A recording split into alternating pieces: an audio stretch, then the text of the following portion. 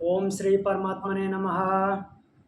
श्री परमात्मने नमः। अथ वेदांत दर्शन अथ वेदांत दर्शन शांति पाठः। शांति पाठ। ओम पूर्णमदा पूर्णमदा पूर्णमिदं पूर्णमिदं पूर्णात् पूर्णमुदच्यते पूर्णात् पूर्णमुदच्यते पूर्णस्य पूर्णमादाय पूर्णस्य पूर्णमादाय पूर्णमेवावशिष्यते। पूर्णमेवावशिष्यते। ओम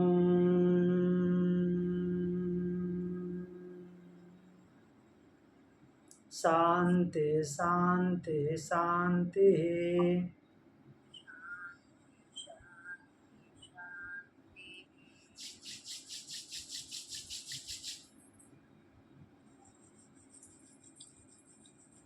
चलिए मूल पाठ पे चलते हैं। वेदांत दर्शन प्रथम पाठ प्रथम अध्याय का तृतीय पाद हमने पूर्ण कर लिया था। चौथा पाद प्रारंभ किया था और चौथे पाद का प्रथम मंत्र हमने स्टार्ट किया था, बट आधा अधूरा छोड़ दिए थे क्योंकि डिस्कशन लंबा हो गया था। तो आज फिर आगे बढ़ते हैं उसी पहले सूत्र को लेकर के। तो यहाँ पे प्रश्न खड़ा हुआ है कि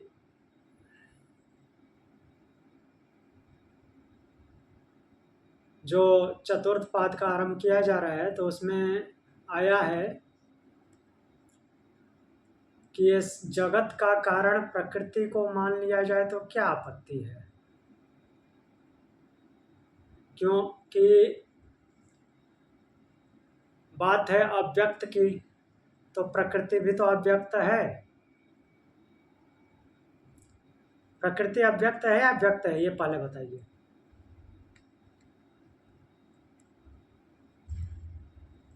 मीनाक्षी मैम,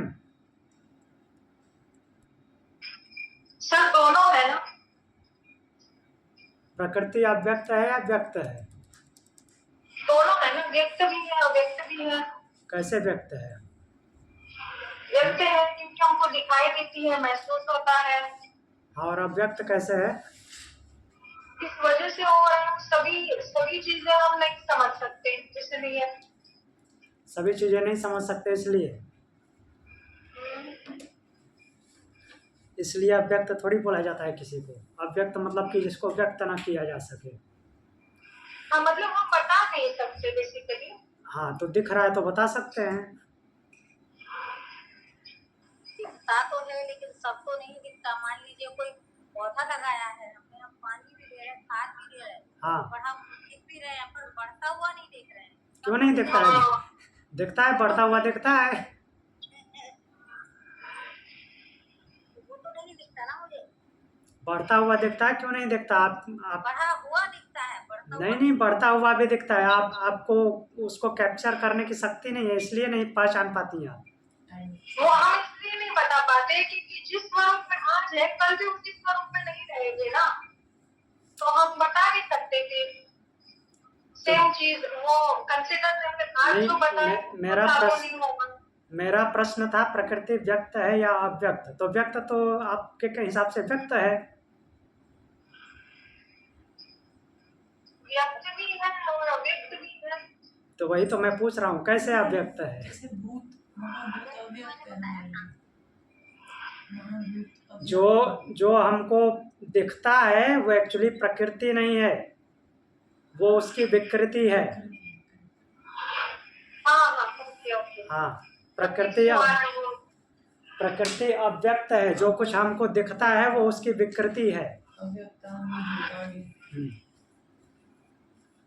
वो उस प्रकृति की विकृति। हाँ हाँ, अब उसके स्टेट को हम नॉर्मली प्रकृति बोल देते हैं कि ये उसका वास्तविक स्टेट ये है, तो उसको हम नॉर्मली प्रकृति बोल देते हैं कि इसकी प्रकृति है, इसकी प्रकृति है। लेकिन प्रकृति मूल रूप में जो मूल प्रकृति है वो अव्यक्त है, वो व्यक्त नहीं है।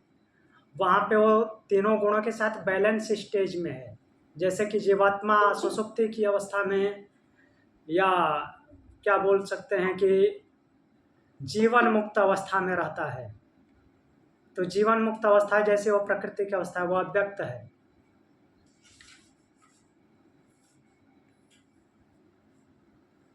तो यहाँ पे प्रश्न आया है कि प्रकृति भी अव्यक्त है, तो क्यों ना उसको जगत का कारण मान लिया जाए, अगर अव्यक्त ही जीवन वो जगत का कारण है। तो बोला जा रहा है आनुमानिकम ये केशामिति चिन्ह शरीर रूपक विन्यस्त गृहीतेर दशयति च। बोल रहे हैं कि यदि ऐसा कहें तो ये ठीक नहीं है कि अनुमान से भी उस जड़ प्रकृति को, अनुमान से भी उसे कोई जगत का कारण नहीं मान सकता। ऐसा क्यों? क्योंकि वो शरीर के रूप में विन्यस्त है, शरीर के रूप में ग्रहित किया जाता है। किसके शरीर के रूप में? ब्रह्म के शरीर के रूप में। दर्शयति, ऐसा दर्शन के माध्यम से बताया गया, अर्थात उपनिषदों में ऐसा ही बताया गया है, वो ब्रह्म के शरीर के रूप में है। तो ब्रह्म के शरीर के रूप में ग्रहित है, तो इसलिए उसको कारण नहीं माना जा सकता। तो अब यहाँ प्रश्न उठता है कि फिर जगत का कारण केवल ब्रह्म है या केवल प्रकृति है?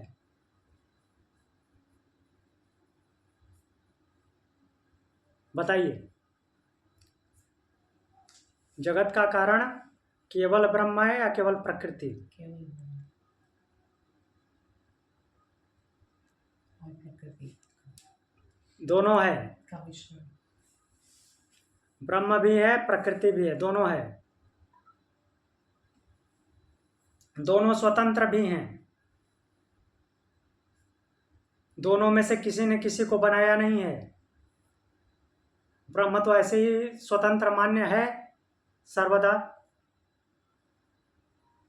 प्रकृति भी है, प्रकृति को भी ब्रह्म ने नहीं बनाया।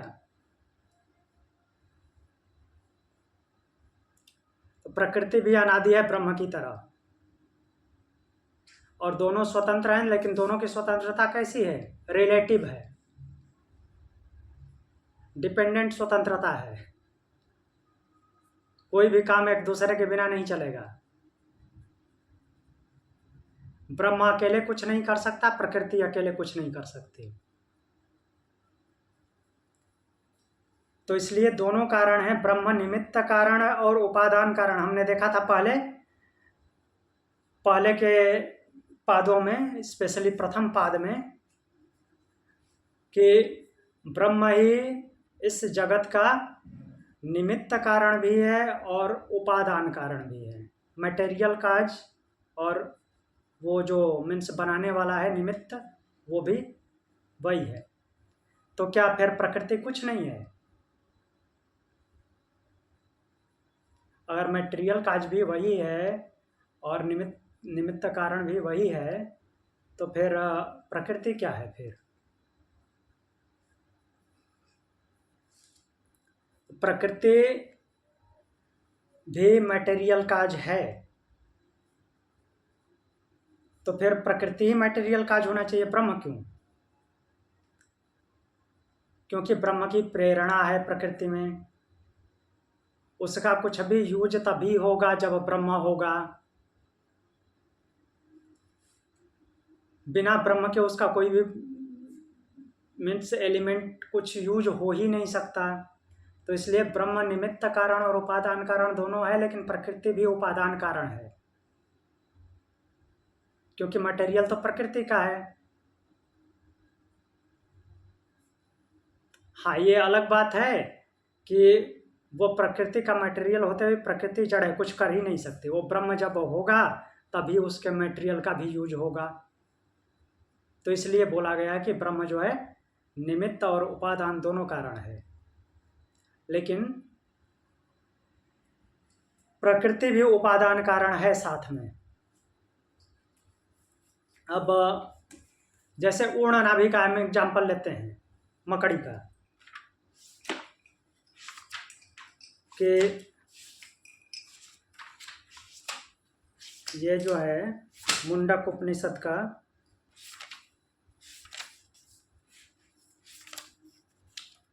प्रथम मुंडक का प्रथम खंड का 7वां मंत्र, यथोर्ण नाभि सृजते गृह्णते च यथा पृथिव्यम मोषधया संभवन्ति यथा सतः पुरुषात् के सलोमानी तथाक्षर संभवती है विश्वम। जिस प्रकार से मकड़ी जाल की रचना करती है और उसको निगल जाती है, जिस प्रकार पृथ्वी में अनेक प्रकार की औषधियाँ उत्पन्न होती हैं,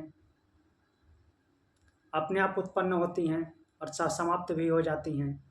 जैसे शरीर पे लोम अर्थात रोएं उत्पन्न होते हैं, नष्ट होते हैं, उसी प्रकार से यह क्या है, ब्रह्म अक्षरात्, जो अक्षर है, जिसका क्षरण नहीं होता, तो यह सब कुछ सृजन करता है और विनाश कर देता है, ऐसा है बोला गया है। तो जब सब कुछ वही करता है तो फिर प्रकृति का क्या रोल है इसमें? प्रकृति का रोल है ये कि वही जैसे हमने रिलेटिव फ्रीडम बताया, पूर्ण स्वतंत्रता नहीं है, स्वतंत्रता है, दोनों स्वतंत्र हैं, अपनी मर्जी के मालिक हैं, लेकिन जब भी कुछ काम पड़ेगा दोनों को साथ में आना पड़ेगा, और काम हमेशा रहता है इसलिए हमेशा साथ में है। तो ये ऊर्ण नाभि मकड़ी के नाभि से जो जाल निकलता है, ठीक, तो मकड़ी के पास शरीर है, नाभि से निकल रहा है तो शरीर से निकल रहा है, लेकिन वो क्या शरीर से निकलता है? अगर उसमें आत्मा नहीं होगी तो निकलेगा? मरे हुए मकड़ी से निकलेगा? नहीं निकलेगा। उसमें आत्मा है तभी तक निकल रहा है, वो ब्रह्म है तब तो निकल रहा है, ब्रह्म नहीं होगा नहीं निकलेगा। लेकिन मकड़ी का बॉडी नहीं होगा तो क्या ब्रह्म वो जाला निकाल देगा? नहीं निकालेगा। तो इसलिए प्रकृति साथ में उपादान कारण है, वो ब्रह्म की शक्ति से ही वो मकड़ी का जाला निकल रहा है और उसी की शक्ति से ग्रहण भी हो रहा है। लेकिन वो जाला निकलने के लिए जो निमित्त बन रही है मकड़ी का शरीर, जिससे मटेरियल निकल रहा है, वो शरीर होने की वजह से निकल रहा है, लेकिन शरीर अपने आप नहीं निकाल सकता। तो इसलिए क्या है कि ब्रह्म निमित्त उपादान कारण है, बट प्रकृति भी उपादान कारण है, ऐसा है। और इस तरह से बताया गया है कि अव्यक्त प्रकृति को अव्यक्त बोला गया है, अव्यक्त है, लेकिन अव्यक्त होते हुए भी वो जगत का कारण नहीं है, क्योंकि वो जड़ है, वो अकेले कुछ नहीं कर सकती। सर, तो अकेले तो ब्रह्म भी कुछ नहीं कर सकता ना? हाँ, तो फिर दो भगवान क्यों नहीं? ब्रह्म ही क्यों भगवान? क्या? जैसे अभी आपने एक टर्म बताया रिलेटेबल फ्रीडम, ठीक है, दोनों एक दूसरे पे डिपेंड है। हाँ जी, है लेकिन एक दूसरे पे डिपेंड है जी। तो फिर दोनों भगवान क्यों नहीं है? अकेला ब्रह्म क्यों सुपीरियर है? चेतना किसमें है? हाँ, चेतना उसमें है, हाँ, डेफिनेटली। हाँ, लेकिन अगर प्रकृति नहीं हो तो उसकी चेतना प्रेजेंट में नहीं हो सकती ना। हाँ, रिलेटेबल फ्रीडम है ना दोनों की, जी, डिपेंड है ना एक दूसरे पर। हाँ जी, तो उसको सुपीरियर क्यों रखते हैं? क्योंकि उसके पास चेतना है, रखते हैं क्योंकि उसके पास चेतना है, वो प्रेरित करता है, वो प्रेरणा देने वाला है। प्रकृति के पास चेतना नाम की कोई शक्ति नहीं है, सब कुछ होते हुए भी वो कुछ नहीं है। ब्रह्म के पास कुछ नहीं होते हुए भी वो सब कुछ है। एक बार फिर से बोलिए जो आपने अभी बोला। जैसे मटेरियल के रूप में प्रकृति के पास सब कुछ है, लेकिन सब कुछ ना हो, सब कुछ होते हुए भी वो जीरो जैसा है, कुछ नहीं है। और और ब्रह्म जीरो ब्रह्म होते हुए भी जीरो उसके होते पास हुए सब भी कुछ। सब कुछ है, वो अनंत है, क्योंकि उसके पास चेतना है, चेतना प्रकृति के पास नहीं है। तो ये तो बाइनरी नंबर जैसा हो गया, 0 और 1। नहीं, बाइनरी नंबर जैसा नहीं हुआ, उसके पास चेतना भी है, उसके पास आनंद भी है। तो यहाँ पे आप कंपेयर कर रहे हैं बॉडी के रूप में, कि जो दृश्य होता है वही जो विकृति के रूप में, कि सब कुछ तो प्रकृति की वजह से होता है, प्रकृति के पास सब कुछ मटेरियल प्रकृति के पास है। वो मटेरियल प्रकृति के पास है किस लिए? दिखने के लिए, विकृति होने के लिए। लेकिन ऐसा नहीं है कि वो बॉडी नहीं होगी तो ब्रह्म कुछ नहीं है, क्योंकि ब्रह्म के पास कॉन्शियस है, चेतना है, और वो चेतना की वजह से ही सब कुछ फील होता है। आनंद उसके पास है, आनंद प्रकृति के पास नहीं है। तो इसलिए वो क्या है? निमित्त काज है, उपादान काज है, और वो अधिष्ठाता है।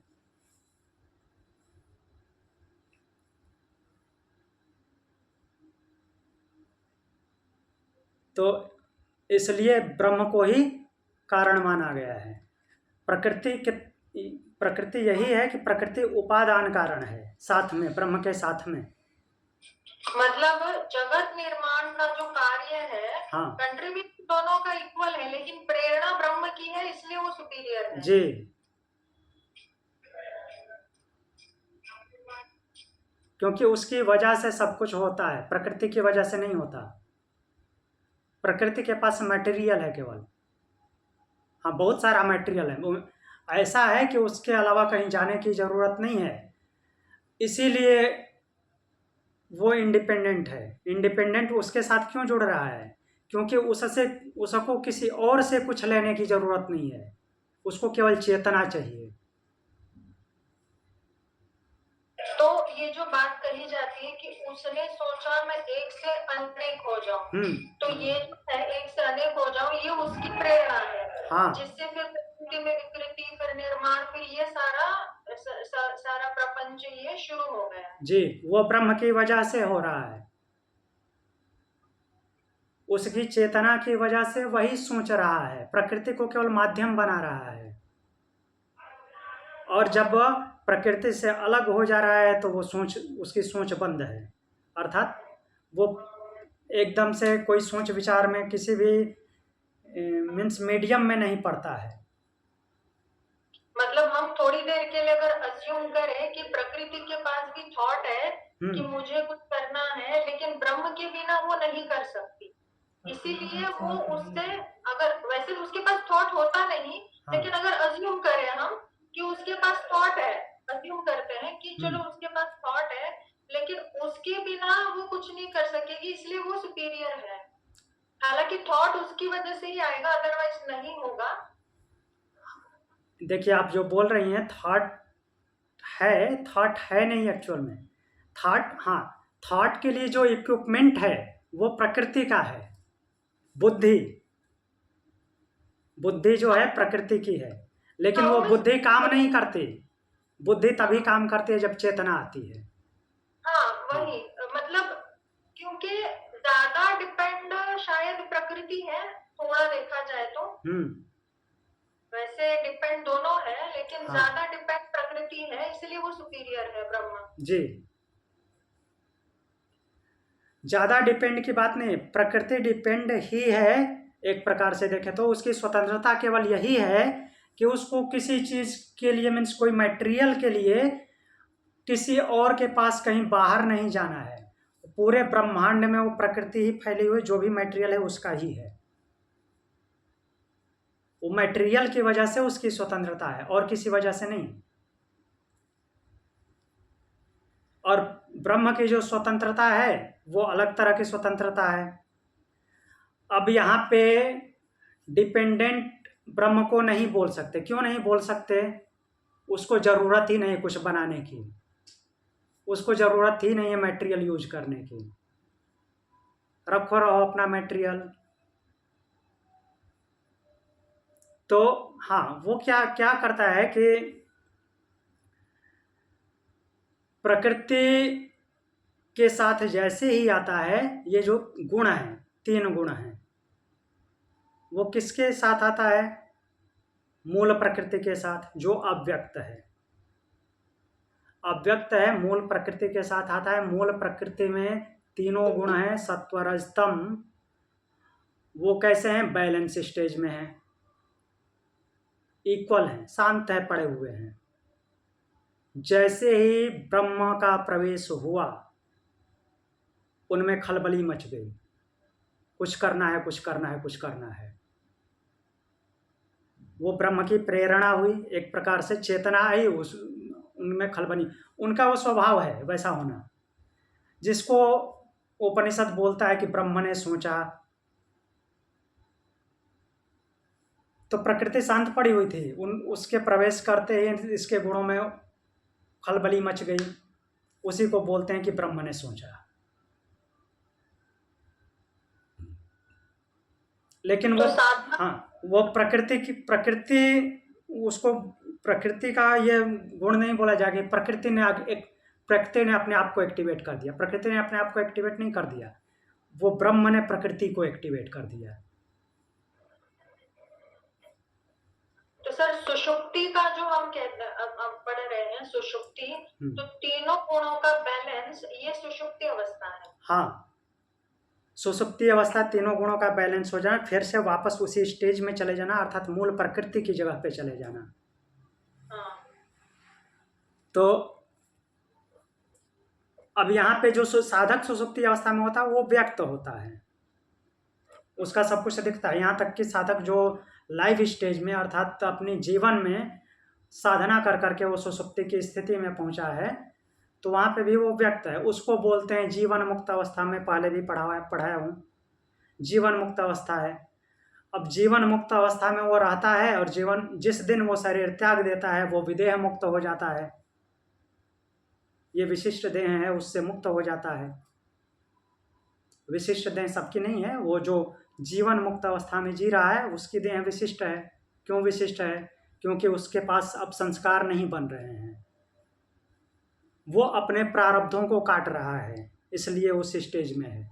जो संचित थे वो प्रारब्ध के रूप में आ रहे हैं, संचित हैं, उसके पास आएंगे, और जो उसके पास आएंगे वो प्रारब्ध कहलाएंगे, क्योंकि वो उसमें उसका एफर्ट लग रहा है, लेकिन वो फिर से नए कर्म संस्कार नहीं बना रहा है।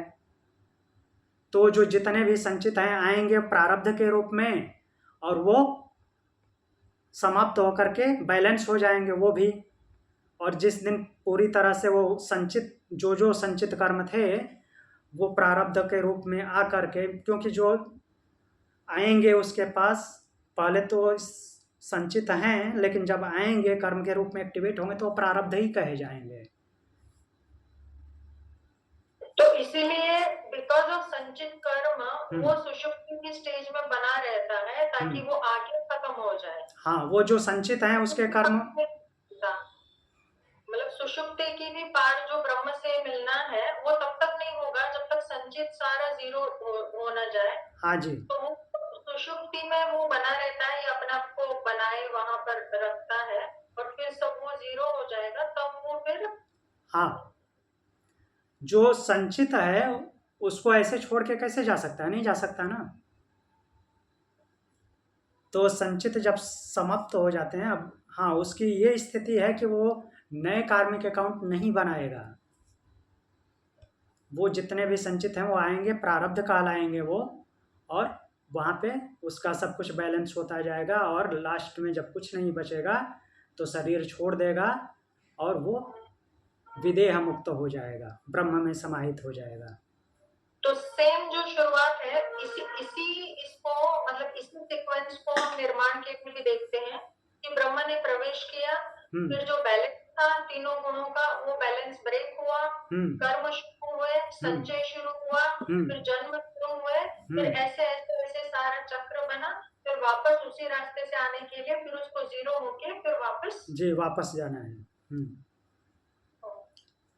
चाहे और उसकी वापसी को ही, जैसे वो प्रवेश हुआ है ना, वो जो प्रकृति में प्रवेश हो, उसकी वापसी को ही कल जो हमने एक आपने वर्ड बोला स्वपीति जो है वही उसकी वापसी है। हाँ, स्वपीति वापसी है, अपने आप में प्रवेश कर जाना।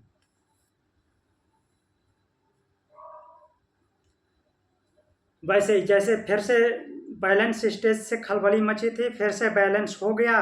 बैलेंस हो गया तो प्रकृति की क्या हो जाएगी, मूल प्रकृति की अवस्था हो जाएगी। मूल प्रकृति की अवस्था होते ही वो फिर अपने आप को प्रकृति से निकाल करके कहाँ डाल देगा, ब्रह्म में, ब्रह्म के साथ एकाकार हो जाएगा। तो मूल प्रकृति भी अव्यक्त, ब्रह्म भी अव्यक्त।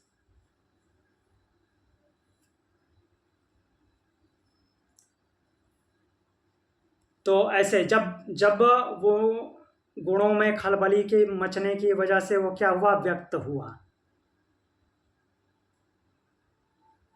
अपने आप को प्रकट किया। यही बात आती है ना, उसने सोचा मैं अनेक हो जाऊं या मैं प्रजा का निर्माण करूं, तो वो व्यक्त हो गया, अपने आप को व्यक्त कर दिया।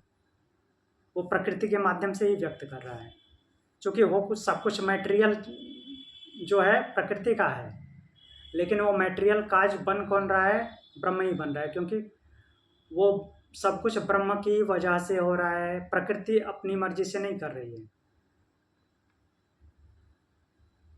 ऐसा भी बोला जा सकता है कि प्रकृति ही कर रही है, लेकिन वो प्रेरणा, मोटिवेशन ब्रह्म का है, क्योंकि भगवान भगवद गीता में बोलते हैं मय्या दक्षिण प्रकृति सूयते सचराचरम,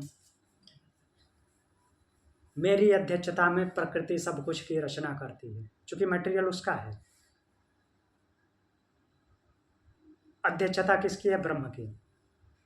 अव्यक्तादि में भूतानि होता है ना, कि जो भूत उसमें अव्यक्त रूप से रहते हैं, तो फिर वो तो उसके प्रवेश मात्र से सब होना शुरू हुआ, इसलिए वो अध्यक्ष है।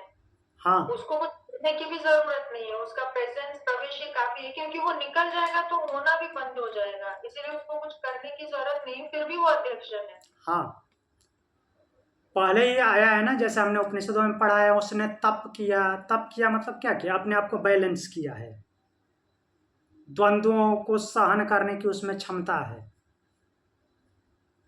द्वंद्वों से विचलित नहीं होता।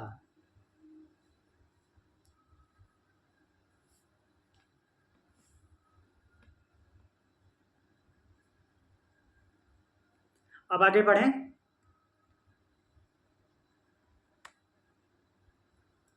आगे देखते हैं, तो यहाँ पे शरीर के रूप में ग्रहण किया गया है, मीन्स प्रकृति एक प्रकार से उस ब्रह्म का शरीर है, ऐसा ग्रहण किया गया है, ऐसा दर्शन के द्वारा अर्थात उपनिषदों के द्वारा ऐसा बताया गया है, दिखाया गया है। तो अब अगला मंत्र है, इसमें जो बुक में व्याख्या है कुछ अलग है, इसमें अलग तरह से व्याख्या की गई है।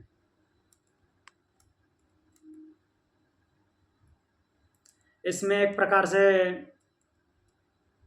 अब ये किस भाव से लिखे हैं, अब उनकी जो भावना रही होगी, ये सांख्य दर्शन को वेदांत के दुश्मन के रूप में ऐसे बना करके प्रकट कर रहे हैं, जबकि अध्याय का नाम तो समन्वय अध्याय है, दुश्मन क्यों बनाना है।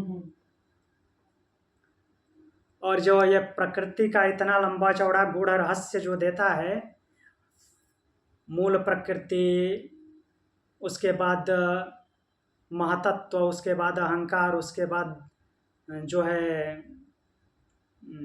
कर्मेंद्रियां, ज्ञानेंद्रियां, तन्मात्राएं, पंच महाभूत, जो 25 तत्वों का कंसेप्ट है, वो मूल रूप से सांख्य से ही आता है। सारे दर्शनों ने उसको ही अपनाया है, उसी में से थोड़ा बहुत आगे पीछे जोड़ जाड़ के।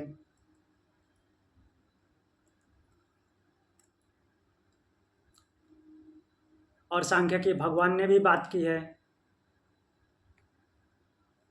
तो उसको विरोध में नहीं खड़ा करना है। वहाँ पे क्यों ऐसा बताया गया है, यहाँ पे क्यों ऐसा बताया, केवल ये रीजन रखना है।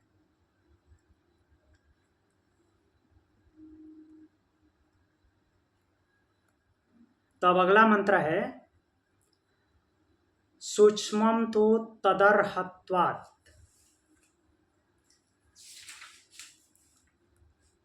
सूक्ष्मम तो तदर्हत्वात् अर्थात कहने का क्या तात्पर्य है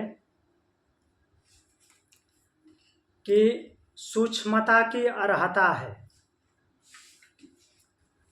अब यहाँ पे जैसे प्रश्न उठा है कि अव्यक्त को ही क्यों न कारण मान लिया जाए। ठीक है, अव्यक्त पर ब्रह्म है, अव्यक्त प्रकृति भी है।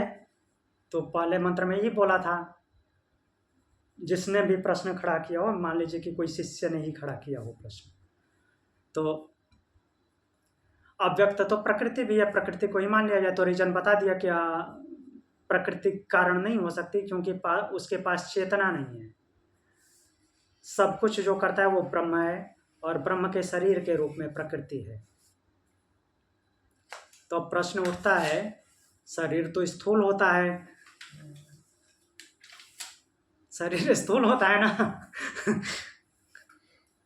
ये जैसे जीवात्मा है, तो जीवात्मा का तो सब कुछ दिख रहा है, स्थूल रूप में शरीर है। हाँ, उसके अंदर वो है, वो नहीं पता चल रहा है, बस अनुभव है कि हाँ है कोई, जिसकी वजह से ये है, फंक्शनल है। वो अगर प्राण के साथ छोड़ देगा तो इसका ये फंक्शन शून्य हो जाएगा। तो यहाँ पे ये मंत्र यही बता रहा है कि नहीं, सूक्ष्मता जो है प्रकृति की अर्हता है। वो ब्रह्म का शरीर तो है, लेकिन स्थूल नहीं है। सूक्ष्मता उसकी अर्हता है, योग्यता है उसकी,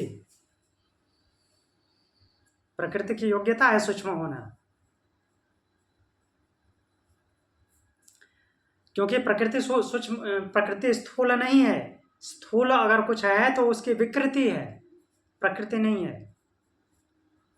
योग्यता, अर्हता मतलब योग्यता। हाँ, सूक्ष्मता एक्चुअली क्वालिटी है प्रकृति की। हाँ, सूक्ष्मम तो तद अर्हत्वात्, तद मीन्स उसकी, अर्हत्वात् अर्हता है सूक्ष्मता। इधर कुछ और लिखा है कि सूक्ष्म शरीर गृहीत होता है क्योंकि परम धाम की यात्रा में रथ के स्थान पर उसी को मानना उचित है। अब परम धाम की यात्रा थोड़ी होती है कहीं पे, परम धाम तो वही हमने उपनिषदों में इतना पढ़ा हुआ है, वो हृदय आकाश में उधर ही विराजमान है, उधर ही विलीन होता है। परम धाम की यात्रा के लिए कोई रथ थोड़ी चाहिए।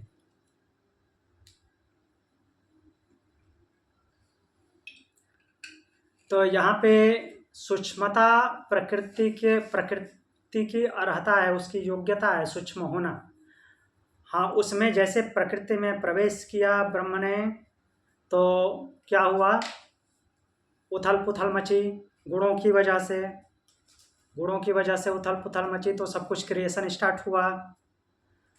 अब क्रिएशन स्टार्ट हुआ तो जो भी उसके, यहाँ तक कि पंचमहाभूत भी वो सूक्ष्म है, सब कुछ सूक्ष्म है। और ये सूक्ष्म शरीर का जो निर्माण होता है वो प्रकृति के ही सारे सूक्ष्म तत्वों से होता है। सूक्ष्म शरीर हमको दिखाई नहीं देता, लेकिन उस सूक्ष्म में क्या है, सब कुछ है। पंच कर्मेंद्रियां हैं, पंच ज्ञानेंद्रियां भी है। कर्मेंद्रियां को स्थूल नहीं मानना है।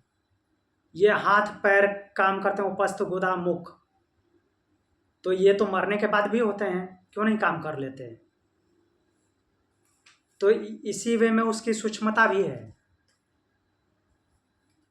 पंच कर्मेंद्रियां, पंच ज्ञानेंद्रियां, महाभूत, उनकी तन्मात्राएं, मन बुद्धि अहंकार, ये सब इसी सूक्ष्म अवस्था में प्रकृति को प्राप्त हो जाते हैं। ये कोई भस्मीभूत नहीं होते। और फिर नई संरचना होती तो प्रकृति से वापस प्राप्त हो जाते हैं। इतना क्लियर है? यह प्रकृति सूक्ष्म है, कहा ना आपने।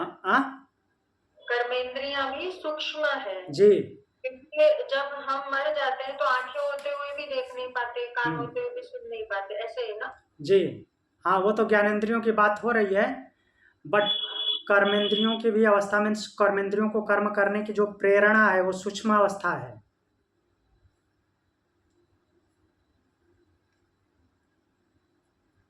तो ये सब प्रकृति में सूक्ष्म रूप में रहते हैं।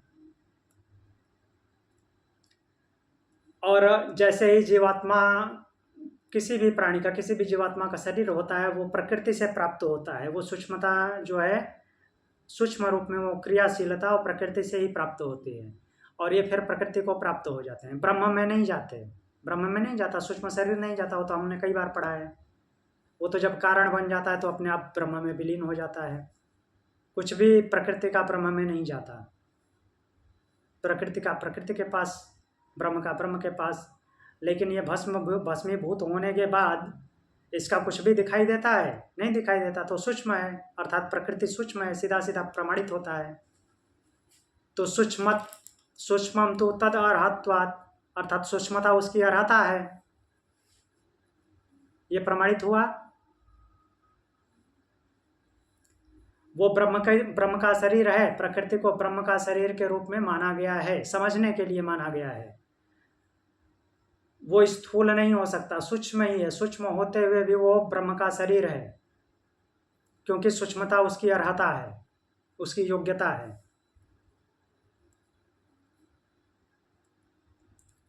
क्योंकि ये कॉन्सेप्ट कहाँ से उठा कि अगर वो अव्यक्त है, प्रकृति भी अव्यक्त है, आप बोल रहे हो कि प्रकृति ब्रह्म का शरीर है, तो शरीर तो स्थूल होता है, दिखता है।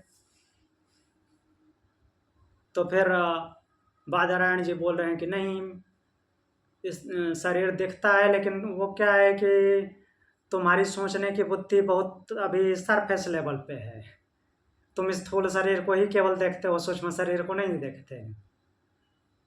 ये सूक्ष्मता प्रकृति की अर्हता है। हम भी देखते हैं। अभी जैसे शरीर का नाम आया तो हमारे दिमाग में भी क्या आया? शरीर तो दिखता है। हमारे दिमाग में कभी इतनी आसानी से सूक्ष्म शरीर थोड़ी ना आ जाता है। जो इतना पढ़ने के बाद भी, सारे उपनिषद पढ़ लेने के बाद भी डायरेक्टली हम सूक्ष्म शरीर पे नहीं जाते। शरीर नाम आते ही हमारी स्थूलता दिमाग में चलती है। अच्छा, बॉडी का स्ट्रक्चर कुछ ऐसा दिखता है। जो पढ़ाई नहीं है उसके दिमाग में कहाँ से आएगा कि शरीर सूक्ष्म भी होता है? वो तो स्थूल ही देखेगा। तो वही बात है। तो उसी पे बोल रहे हैं कि नहीं, सूक्ष्मता प्रकृति की अर्हता है, और वो सूक्ष्म होते हुए भी ब्रह्म का शरीर है।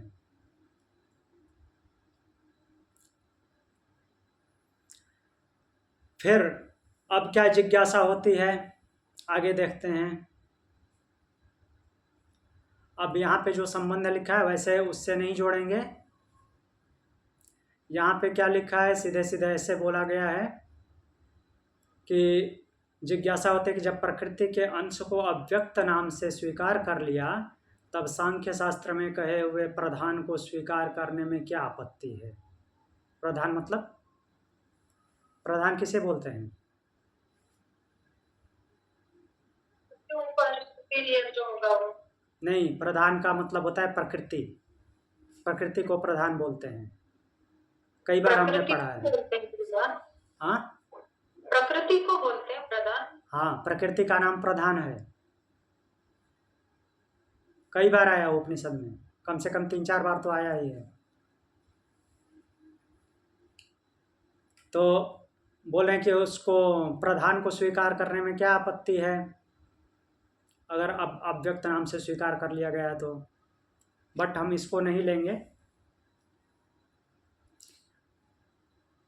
क्योंकि यहाँ पे ऐसे कुछ बोल रहे हैं कि सांख्य शास्त्र भी तो भूतों के कारण सूक्ष्म तत्व को ही प्रधान या प्रकृति कहता है।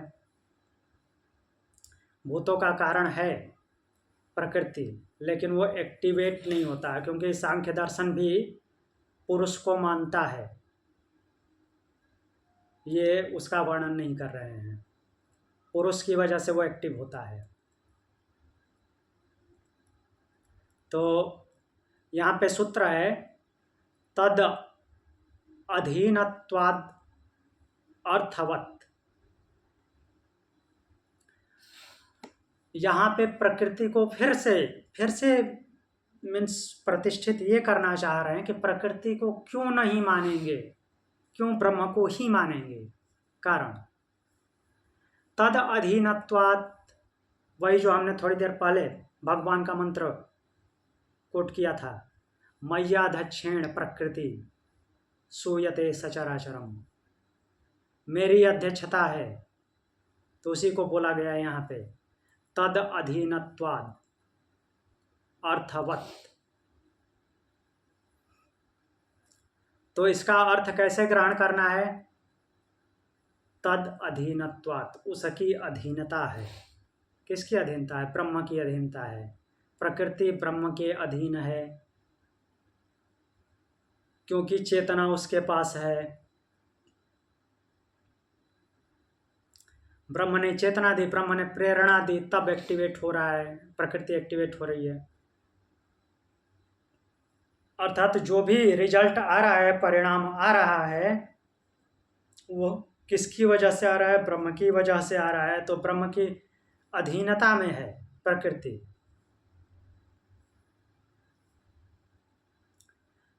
तो इसलिए भी प्रकृति को जगत का कारण स्वीकार नहीं किया जा सकता।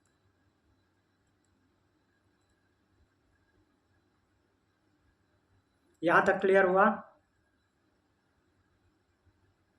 प्रकृति जगत का उत्पत्ति करने वाला, स्थिति और प्रलयकारी मीन्स उसको नहीं माना जा सकता क्योंकि वो ब्रह्म के अधीन है।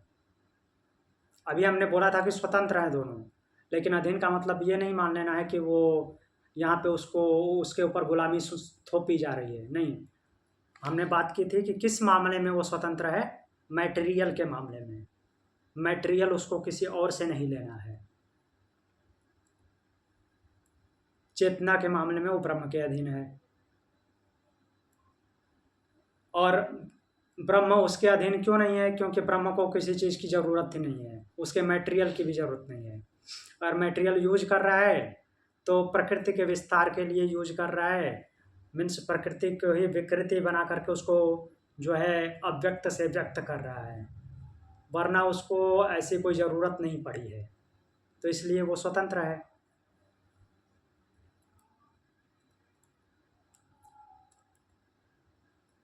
तो अब आगे बढ़ते हैं।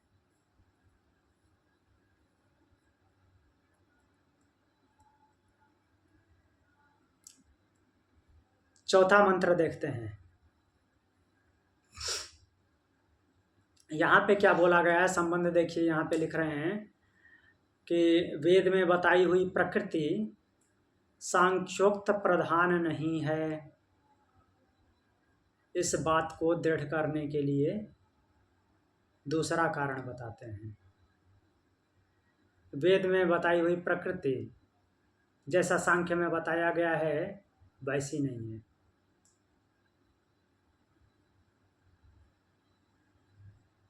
सांख्य में बताया गया है प्रकृति के बारे में, लेकिन सांख्य में भी सब कुछ प्रकृति अपने आप से कुछ नहीं करती। यहाँ पे इन्होंने संबंध में ऐसे लिखा है, बट ऐसे नहीं होना चाहिए। आगे बोल रहे हैं कि हम यहाँ पे संबंध कुछ अलग होना चाहिए। यहाँ पे जो मंत्र सूत्र बोल रहा है, ज्ञेयत्वावचनाच्च,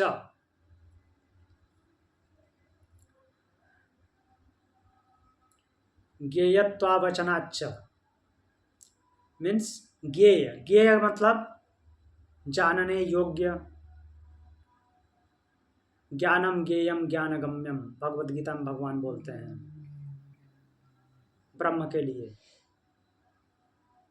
कि वही ज्ञान है। ज्ञेय मतलब कि जानने योग्य है और जानने में आने वाला है। ज्ञानगम्यम, जान करके उसी में गमन हो जाता है। तो ज्ञेय, ज्ञेय से तात्पर्य क्या है? जानने योग्य। जानने योग्य ज्ञेयत्वावचनात्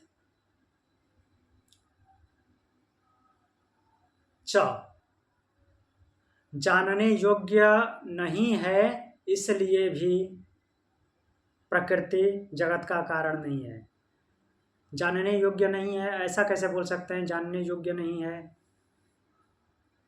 बोला जा रहा है जानने योग्य नहीं, क्यों? क्योंकि उसको कहीं जानने योग्य बताया नहीं गया है। ऐसा नहीं है कि उसमें कुछ भी जानने लायक नहीं है। चूंकि वो विकृति होती है तो सब कुछ दिखता है, उसकी प्रकृति की विकृति तो हमारे सामने दिखती है। और जानने योग्य नहीं है ऐसा कहने का मतलब क्या है? ऐसा क्यों कहा गया है? क्योंकि उसको जान करके हम मुक्त नहीं होते और उलझते हैं, हम और प्रकृति में लिप्त होते हैं। यहाँ पे जानने योग्य बताने का तात्पर्य क्या है? जिसको जान करके मुक्त हो जाओ। तो जिसको जान करके मुक्त हो जाना है वो कौन है? ब्रह्म है। तो जो कि खुद ही ज्ञान भी है, जानने योग्य है, और जान करके उसी में गमन हो जाता है, मुक्त हो जाते हैं। प्रकृति को जान करके मुक्त नहीं होते। तो इसलिए यहाँ पे ये बोलने का तात्पर्य है कि जिसको जान करके मुक्त हो जाते हैं उसको जानने योग्य बोला गया है। और उस परिप्रेक्ष्य में, उस दृष्टिकोण से प्रकृति जानने योग्य नहीं है। इसलिए भी ऐसा मानते हैं कि प्रकृति जगत का कारण नहीं है, क्योंकि जगत का कारण होने के लिए ये जिसको मुक्त होने की बात कही जा रही है वो कहाँ से आया है? फिर प्रकृति को उसको उत्पन्न करना पड़ेगा, जो कि कर नहीं सकती।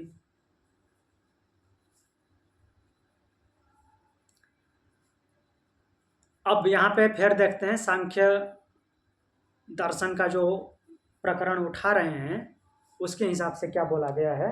उसका भी एग्जाम्पल इन्होंने लिया है कि सांख्य मतावलंबी प्रकृति को ज्ञेय मानते हैं। उनका कहना है कि गुण पुरुषांतर ज्ञानम ज्ञानात कैवल्यम। तो देखिए इन्होंने संबंध में थोड़ा अलग तरीके से घुमा के बात निकाली है। सांख्य दर्शन का ये सूत्र जो लिया गया है इसमें बोला गया है कि इसका अर्थ क्या लिख रहे हैं कि गुणमयी प्रकृति और पुरुष का पार्थक्य जान लेने से कैवल्य प्राप्त होता है। अर्थ सही लिख रहे हैं लेकिन संबंध ठीक नहीं है। यहाँ पे क्या जानने की बात बोली गई है कि गुण और पुरुष, गुणमयी प्रकृति, गुण पुरुषांतर। गुण किसके पास है? प्रकृति के पास। तो जो गुणों वाली प्रकृति है और पुरुष अर्थात आत्मतत्व, इसके अंतर को जान लेने से, स्वाभाविक सी बात है, नेचुरल सांख्य दर्शन भी तो यही बोल रहा है जो वेदांत बोल रहा है। वेदांत क्या बोल रहा है? ब्रह्म को जानने के लिए बोल रहा है। सांख्य दर्शन इतना बोल रहा है कि गुणमयी प्रकृति और पुरुष, इन दोनों के अंतर को जान लोगे। अर्थात कहने का तात्पर्य हमने जो अभी बोला कि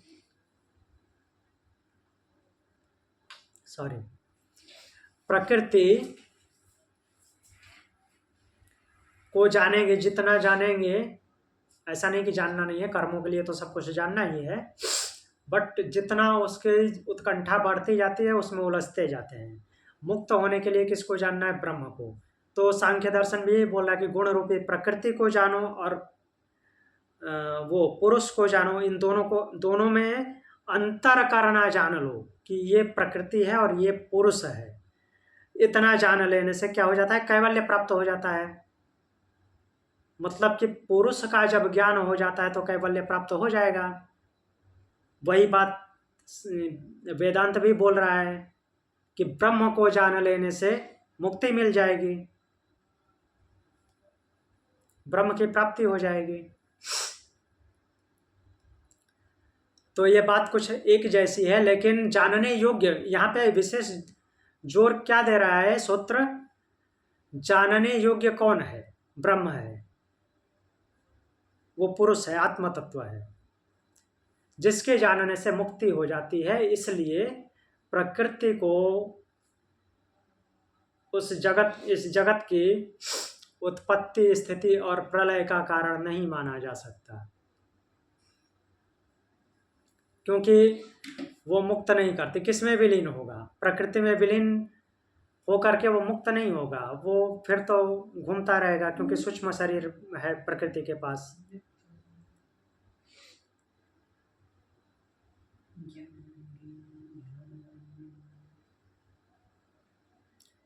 तो इतना क्लियर हुआ। ये जानने योग्य वो ब्रह्म ही है। अब इसके आगे 5वें मंत्र का व्याख्यान थोड़ा लंबा है, तो इसको कल ही देखेंगे, आज इतने पे ही रोकेंगे। 5वें मंत्र में देखेंगे कि यहाँ पे हमने क्या देखा है पहले तक के,